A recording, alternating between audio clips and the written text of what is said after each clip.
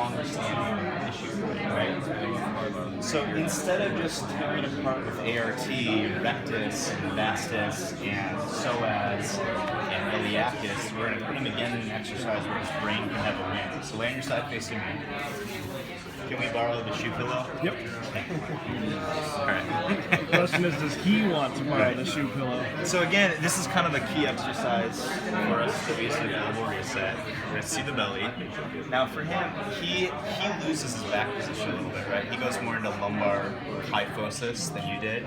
So I may start him down here, where he can get into a better position to start. Breathe into the edge. And because if I bring his leg up here, look, the lumbar spine goes into kyphosis. So to avoid that, we may start him with something simple. So he's got to feel the weight on the hip and just prevent you from moving you back here. And so immediately what he'll feel is glute medius starting to work, right? And he feels the abdomen working as well. So this is just building up the ipsilateral pattern that she was discussing earlier.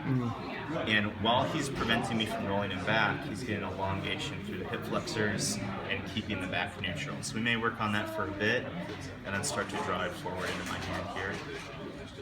Great. I'm going to keep him about in this range of motion because I know he can be neutral there. If I want to get a bigger response, I just include the upper body with it. Don't let me roll you forward here. Good. Breathe. Drive me forward as you hit. Good. Let me roll you forward here.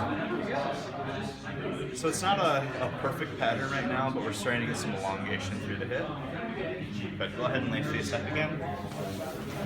And so now we've just kind of opened up the brain to allow a bigger range of motion. And the spot that was very painful before, we should have just peeled that back a little bit. Right, so you can smile now, right? But for him, he would really benefit from what we term a targeted structural intervention, which is a way that we can manipulate the connective tissue in this spot.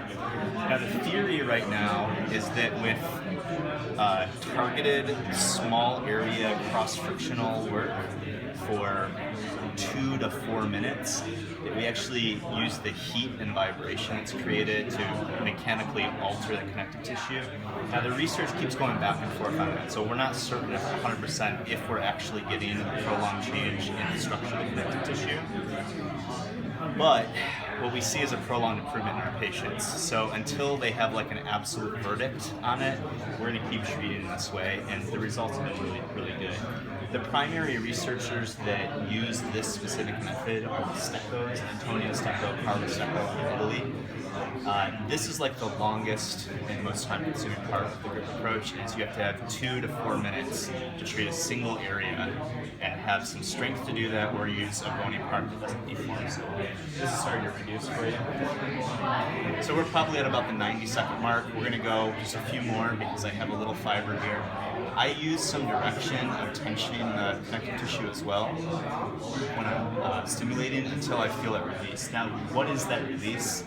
Some researchers say that we're getting liquefaction of the connective tissue. Again, I think the verdict is still, we're going to get some back and forth on that with the actual cellular researchers.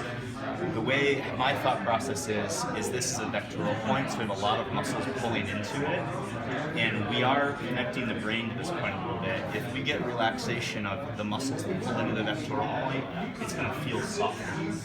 That's not the best objective finding of the spot not soft, but based on the way the research looks around it right now, we can correlate positive. So this is not painful anymore for you. So now we'll just recheck that functional range of motion. Expand the abdomen, this knee up. Good. Let's go a little further.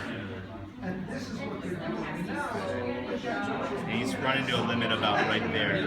The limit for him right now is not in the spot we just worked, it's more in the posterior hips, right? How's it feel? Easier to do that? So that's how we tie it together. Just a little example of it. Cool.